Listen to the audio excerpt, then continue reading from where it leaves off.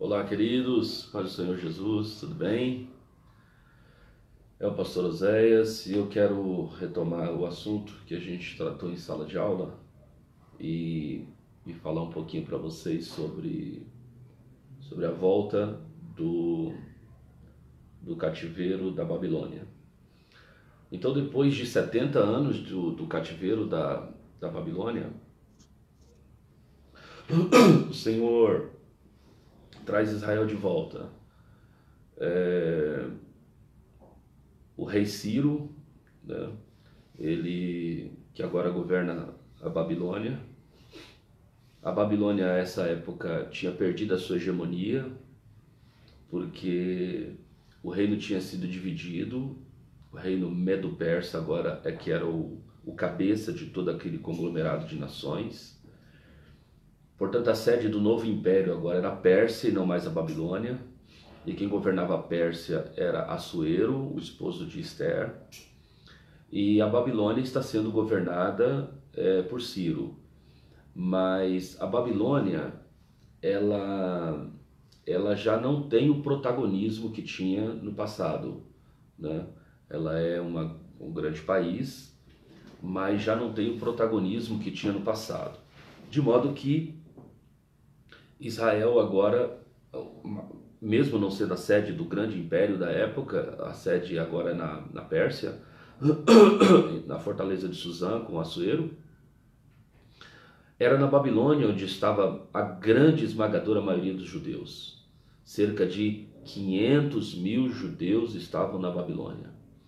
A volta da Babilônia se deu por um decreto do Ciro, para que se cumprisse a profecia que Deus havia usado o profeta Isaías 150 anos antes para profetizar e dizer: eu escolhi Ciro, meu ungido, eis que eu irei adiante de ti, derrubarei as portas de bronze, despedaçarei os ferrolhos de ferro, te darei os tesouros da escuridade.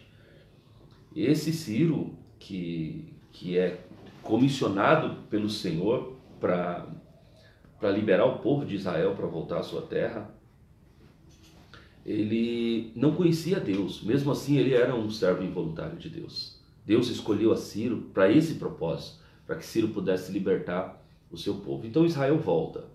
É dado ao príncipe Zorobabel, a condição de príncipe. Então Zorobabel, ele volta para Israel, e agora com a liberdade do rei da Babilônia, que era o que ainda prendia Israel, as amarras da Babilônia, o liberta. Então ele volta, e ele volta com uma equipe de pessoas que a gente vai ver no texto sagrado. Dentre esses que voltaram estava Zorobabel, o príncipe, estava Josué, filho de Jeozadak, estava o profeta Ageu e muito provavelmente também o profeta Zacarias. Por que muito provavelmente? Porque ninguém sabe se é o certo se Zacarias é um dos remanescentes que ficaram em Judá, ou se ele tinha sido levado, ou também por conta própria, ele e a sua família, ido para a Babilônia, naquela grande leva de judeus que foram ao longo desses 70 anos. Porque o cativeiro da Babilônia não teve judeus lá apenas levados como escravos. A primeira leva foi uma leva para honrar jovens, treinar os jovens. Nessa leva foi Daniel, Ananias, Misael e Azarias e outros de Judá, muito provavelmente Neemias também. Mas depois teve a segunda leva, que foi na destruição do templo de Jerusalém, aonde os filhos de Israel, eles são obrigados a ir para a Babilônia. Os profissionais, pais de família, jovens, são levados como escravos para a Babilônia, e lá ficam junto ao rio Quebar, numa comunidade de judeus que lá tinha, e lá foi pastoreada, entre aspas, pelo sacerdote Ezequiel, que agora era profeta do Senhor. E ele tinha muita respeitabilidade do povo, como se deixa claro ao escrever o seu livro, quando ele diz: estava eu junto ao rio Quebar, entre os cativos de Israel, e os anciões de Judá estavam diante de mim. Ou seja, mesmo sendo jovem, ele tinha a respeitabilidade dos anciões de Judá que estavam lá, e ele, como descendente de sacerdote, entende-se que também o Zacarias tenha estado entre aquelas pessoas que moraram ali junto ao rio Quebar, na Babilônia. E foi um dos que voltaram também, juntamente com Ageu, o Zorobabel e o Josué, filho de Josadaque. O Josué vem com uma missão específica e o Zorobabel com outra missão específica. A missão específica de Zorobabel é justamente liderar o governo ou instalar um novo governo em Israel. Ao passo que o Josué é o sujeito que vem com a missão dada por Deus de restaurar o culto ao Senhor em Israel. Estava deteriorado, já fazia 70 anos que estava deteriorado o culto ao Senhor nas terras de Judá. Isso posto, é possível acreditar então que esses profetas oriundos de uma casa sacerdotal, eles tenham vindo também, por isso o entendimento que Zacarias também tenha vindo como um dos cativos, daqueles que foram para Israel. Voltando a falar sobre as idas de Israel para a terra da Babilônia, então a primeira leva foi de Daniel, Ananias, Misael e Azarias, que foi um pequeno grupo de jovens notáveis de Judá que foram levados. A segunda leva foi de profissionais, de pessoas, de jovens que serviriam de escravos na Babilônia e tal, quando da destruição do templo. Mas houve uma terceira leva, que essa talvez, ou com certeza tenha sido a leva de maior número de pessoas que foram para a Babilônia. Essa leva não foi uma leva única, foi um êxodo natural dos filhos de Israel, por conta de Judá ser agora uma nação deteriorada, detonada, e precisava de emprego e de renda, e Israel nessa época não tinha. Então muitos jovens, muitas que ficaram crianças, agora estavam crescendo e não tinham opção nenhuma em Judá. O reino norte também não estava em condição melhores, né? Tinham, depois do grande saque do rei da Assíria contra o reino norte, eles estavam totalmente deteriorados financeiramente. Então a única opção que restava àqueles jovens judeus era ir para a Babilônia, de maneira deliberada, por querer ir para a Babilônia. Não como escravos, mas um êxodo natural, como hoje existe um êxodo de africanos, asiáticos e sul-americanos aos Estados Unidos, por exemplo, que é uma terra de mais oportunidades. Então havia um êxodo muito grande de judeus indo para a Babilônia, na época em que a Babilônia era a grande potência da terra. Então, por conta desse êxodo grande de pessoas que iam para a Babilônia, então Israel passa por um crescimento populacional dentro da Babilônia muito grande, né? Eu li um livro chamado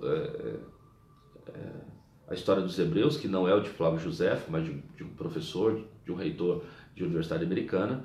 Ele diz que é possível que nesse período tenha ido cerca de 500 mil pessoas, 500 mil judeus, quase meio milhão de judeus nessas levas para a Babilônia, de pessoas que foram deliberadamente, porque queriam emprego. Quando chegaram na Babilônia, tinha lá um assentamento de judeus. Esse assentamento de judeus na Babilônia ficava junto ao rio Quebar. Isso tem conotação bíblica, a historicidade é atestada pelas escrituras sagradas, quando o Ezequiel diz que ele estava diante dos cativos de Judá, lá junto ao rio Quebar. Então eu costumo dizer que é bem certo que Ezequiel e Daniel, que foram profetas contemporâneos, isto é, profetizaram numa mesma época, ambos profetizaram a partir da Babilônia, mas é bem possível que Ezequiel e Daniel nunca tenham se encontrado na vida, por conta da diferença social que existia entre o Daniel e o Ezequiel. Enquanto Ezequiel profetizava entre os pobres do povo, o Daniel profetizava entre os ricos do império. Ele era um profeta palaciano, um profeta que atendia ao rei e aos interesses do palácio. Eu costumo dizer que, do ponto de vista histórico, o Daniel, ele não é considerado na Babilônia tanto como um profeta. Nós o consideramos como um profeta pelos seus escritos que se originaram no livro do profeta Daniel. Mas o Daniel, ele é um estadista. Daniel é um príncipe, é uma pessoa de muita influência no reino da Babilônia. O texto sagrado vai dizer que Daniel O rei constituiu uma pirâmide de poder na Babilônia, constituída de 120 presidentes, acima dele tinha 3 príncipes, e o principal de todos eles, que era a cabeça dessa pirâmide, era o profeta Daniel, o que nós conhecemos como profeta Daniel. Mas o Daniel profetizou menos de uma dezena de vezes ao longo de 70 anos, supostamente 70 anos de vida e de atividade lá na Babilônia. Ou seja, Daniel é conhecido mais lá como um político influente, de um conselheiro influente na Babilônia, do que propriamente dita um profeta. Nós conhecemos as profecias de Daniel, que são aproximadamente 10 ocasiões diferentes, segundo alguns pensadores, 10 ocasiões diferentes das profecias de Daniel ao longo de todo o seu período de vida, ao longo de quase 70 anos de ministério. Então, é muito possível que Daniel não tenha conhecido Ezequiel, apesar de serem profetas do Senhor, mas um profetizava a partir do palácio, outro profetizava a partir dos cativos de Judá, né? Ambos eram homens de Deus, mas tinham mensagens diferentes, a públicos diferentes, mostrando para a gente que o Senhor Deus ele escolhe pessoas diferentes para ambientes diferentes, para propósitos diferentes, para fazer igualmente a sua obra e atender o seu chamado. Ok?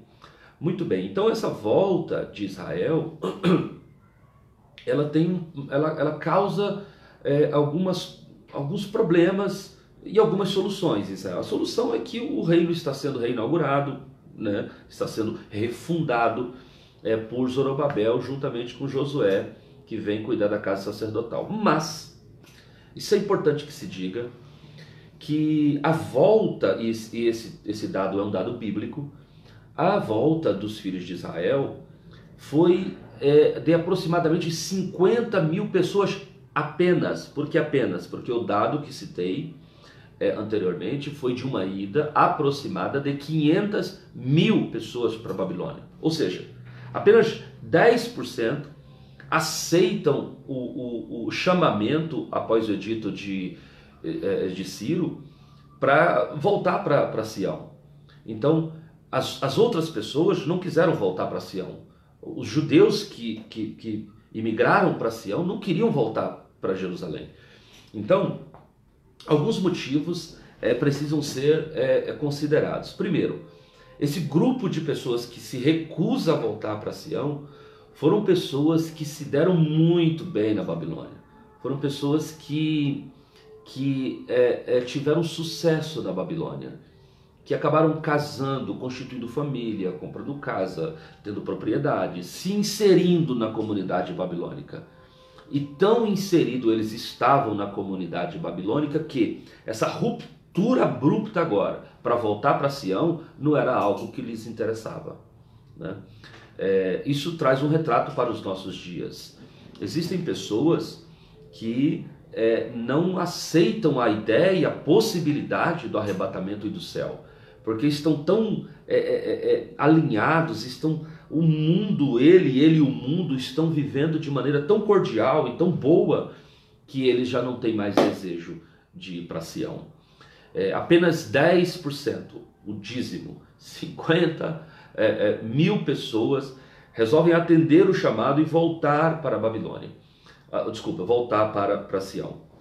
Agora tem algo importante, eu quero tecer algumas considerações. Primeiro, que a volta foi uma volta maravilhosa, cheia de simbolismos. O salmista canta dizendo: quando o Senhor fez regressar do cativeiro os que voltaram a Sião, estavam como os que sonham, a nossa boca se encheu de riso, a nossa língua de cântico. Então se diziam entre as nações: grandes coisas fez o Senhor a este, e assim por diante. Era um grupo de pessoas altamente felizes por estarem voltando a Sião. Mas a felicidade daquele grupo grande de pessoas que voltavam a Sião contrastava com motivações nada especiais. Primeiro, porque aquelas 50 mil pessoas que voltaram a Sião eram pessoas que não tinham dado certo na Babilônia. Portanto, não era interessante para eles ficarem na Babilônia ou continuarem na Babilônia, porque eles não tinham conseguido nada. E agora, a possibilidade de retornar à sua pátria natal e participar daquele renascimento da nação de Israel, agora pelas mãos de Zorobabel, era algo que financeiramente era interessante. E essa dedução que faço não é uma mera dedução. Ela tem subsídios bíblicos para provar essa minha dedução, essa minha tese. Quais são os subsídios bíblicos? Vamos a eles. Quem expressa sobre essa dificuldade foi o profeta Ageu, logo no seu primeiro capítulo. Quando as pessoas voltam da Babilônia para Sião, eles estão tão altamente preocupados em conquistarem alguma coisa para si naquela nova nação, naquela nova pátria que está se reerguendo naquele momento, que eles esquecem totalmente do reino de Deus e das coisas de Deus. Então Deus, e por causa disso, e só por causa disso, Deus levanta o profeta Ageu com aquela primeira profecia. Aquela primeira profecia de Ageu, ela está na verdade denunciando qual era o sentimento da nação de Israel acerca da sua volta. Era uma denúncia. E o que dizia essa denúncia? O profeta profetizou e disse: olha, vocês trabalham muito, mas vocês semeiam muito, mas recolhem pouco. Vocês se vestem, mas vocês não se aquecem. Vocês comem, mas vocês não ficam saciados. Vocês recebem salário, mas parecem recebê-lo no saco furado. Aí ele explica por quê. Primeiro que na denúncia de Ageu, ele está mostrando que as pessoas estão inteiramente interessadas apenas e tão somente nas questões materiais. Isso prova a minha tese de que eles saíram da terra do Egito, da terra da Babilônia para Sião, com motivações também materiais. As motivações deles eram muito materiais, eles queriam as coisas. Lógico que eles gostavam de Sião, era a pátria deles, eles estavam felizes, de fato, olhar como dos que sonham, boca cheia de riso e tal, mas eles tinham motivações que não eram as mais corretas, pelo menos para aquele momento de uma refundação da nação de Israel. Então o Senhor usa o profeta Ageu para fazer essa denúncia, dizendo: olha, enquanto vocês estiverem priorizando as suas coisas e deixando de priorizar as coisas de Deus, as coisas que vocês estão almejando e querendo, elas não vão acontecer na vida de vocês. Então, essa foi a primeira denúncia de Israel. Então, a mentalidade do Josué, filho de Jeozadak, e do Zorobabel era, na refundação daquela nova pátria, o templo ao Senhor deveria ser a prioridade. Com o templo ao Senhor, a restituição do culto, das cerimônias, da liturgia ao Senhor, ela deveria ser retornada a Israel.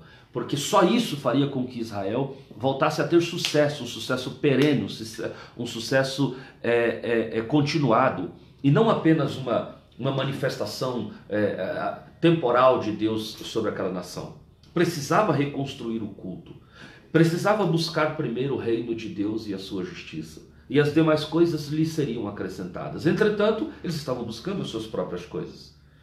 E quando isso acontece, Deus então trabalha poderosamente através de Zorobabel e de Josué para a reconstrução do templo. Então, o povo é levado quase que à força, né? Se você ler o texto sagrado, vai ver que tinha um exército foi constituído para levar o povo à construção do templo. O templo era primordial. Sem a construção do templo, na mente de Josué, filho de Jozadak, e de Zorobabel, seria impossível o sucesso daquela nação. Sem a restauração do culto, seria impossível o sucesso daquela nação. Então foi por isso que aqueles homens forçam o povo à construção do templo. Quando eles forçam o povo à construção do templo, começa um segundo problema. Qual é o problema? Israel agora está, os antigos, aqueles que viram a construção do primeiro templo, o suntuoso templo de Salomão, ou aqueles que tinham ouvido falar, quando começam a fazer, estabelecer um efeito comparativo entre o templo de Salomão e o templo agora mais simples. E por que simples? Porque era a reconstrução de uma nação, porque era o reinício de uma nação. Não dava para ser algo muito gigantesco, era o começo de uma nova nação. Eles não tinham condições financeiras de construir um templo à altura do que foi o templo de Salomão. Então eles constroem um templo mais simples, e aí começa as pessoas fazerem comparações. E aí começam as críticas. Esse templo é pífio, esse templo não é nada, esse templo é coisa nenhuma. Isso entristeceu grandemente o coração de Josué, filho de Josadac, e do Zorobabel. Então Deus levanta o profeta Ageu para a sua segunda profecia, que foi de muito impacto contra a nação de Israel, e também uma profecia tremenda, porque ela se cumpriria com a chegada do Cristo. O profeta Deus diz através do profeta Ageu: minha é a prata e meu é o ouro, e a glória deste segundo templo será maior do que a do primeiro templo. E o interessante é que esse primeiro templo construído por Salomão, aquele templo que, quando da inauguração, a Bíblia diz que os sacerdotes mal podiam estar em pé, porque a glória era muito grande. Deus está prometendo agora que aquele simples templo, erguido por Zorobabel e Josué e a nação recém-formada de Israel, teria uma glória superior à glória do primeiro templo. Evidentemente que a maioria das pessoas não acreditaram. Houve a inauguração do templo, não houve glória nenhuma semelhante à glória da inauguração do templo de Salomão, mas a profecia estava de pé, né? Esse mesmo templo, depois, quando fecha as cortinas do Antigo Testamento e abre-se as cortinas do Novo, Israel é escravo de novo, só que agora não mais da Babilônia, do Império Romano. O templo era o mesmo, construído por Zorobabel. Mas o Herodes, o rei agora de Israel, né, para agradar os israelitas, Herodes o Grande, o pai, ele resolve reformar aquele templo. Não foi uma construção de um templo, foi uma repaginação do templo, foi uma reforma que foi feita pelo Herodes. E por que foi uma reforma? Porque havia uma profecia sobre aquele templo do Zorobabel, que ainda não tinha se cumprido. Qual que era a profecia? A glória do segundo templo será maior do que a do primeiro templo. Então ele dá uma repaginada naquele templo para agradar os judeus, evidentemente, tanto que era para agradar os judeus que, quando Jesus chegou em Jerusalém, os discípulos foram mostrá-lo: Senhor, olha o que Herodes nos deu, né? O templo. Jesus profetiza, e na profecia de Jesus há uma frase que parece ser um menoscabo, um desprezo que Jesus está fazendo ao templo, dizendo: eu derrubo e com 3 dias eu construo de novo. Ele estava falando de outro tipo de templo, usando o fato de não dar importância àquele templo, ou o presente dado por Herodes, que foi a reforma. Jesus profetiza acerca do seu próprio corpo, que em 3 dias seria reconstruído de novo e ele ressuscitaria em glória. Agora vamos lá. Esse templo, agora reconstruído por Herodes, recebe a glória do segundo templo. A grande glória profetizada por Ageu, há mais de 500 anos atrás, agora está se cumprindo. A glória do segundo templo será maior do que a glória do primeiro templo. E nesse lugar darei a paz, diz o Senhor dos Exércitos. 8 dias depois do nascimento de Cristo, a Bíblia diz que Simeão estava em casa e ele sabia que não morreria antes de ver o Cristo de Deus, porque ele havia sido profetizado. E o Espírito de Deus impulsiona para que ele vá ao templo. Ele chega no templo, está lá a profetisa Ana, Jesus e Maria entram José e Maria entram com Jesus no colo, e ele é então avisado pelo Espírito Santo que aquele ali era o Cristo de Deus. E aí ele diz a célebre frase: ó Deus, agora pode despedir em paz o teu servo, porque os meus olhos já viram a salvação de Deus. Jesus é entregue para Simeão. Simeão levanta aquele menino, profetiza sobre aquele menino. Este menino será posto por elevação e queda de muitos em Israel. Uma espada lhe traspassará a própria alma, para que ele conheça o coração de muitos homens. Então, aquele culto que não teve grandes alardes, que não foi congressos, que não foram solenidades importantes, mas o dia da apresentação de Jesus, a chegada de Jesus ao templo, é o cumprimento da profecia de Ageu 2:9. Minha é a prata e meu é o ouro. E a glória do segundo templo será maior do que a do primeiro templo.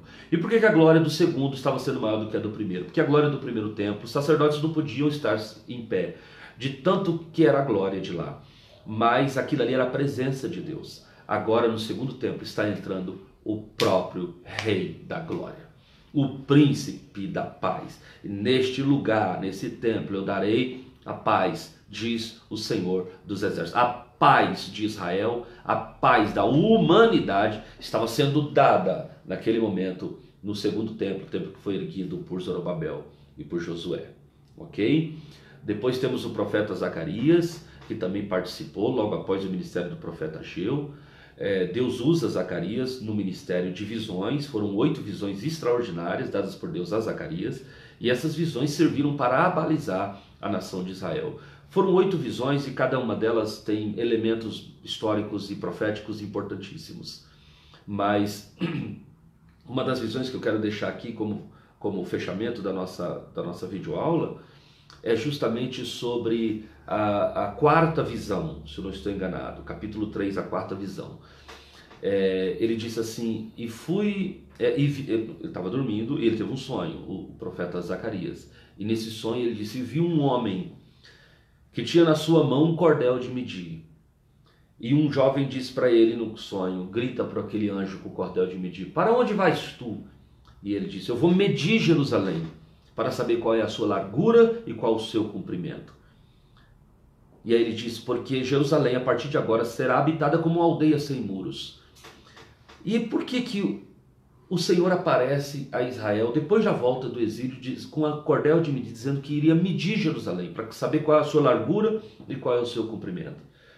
Porque durante o período de 70 anos, que Israel estava vivendo um período de desgovernos, onde não tinha mais comando, onde há os muros quebrados, portas destruídas a fogo, cidade desgovernada, caos social.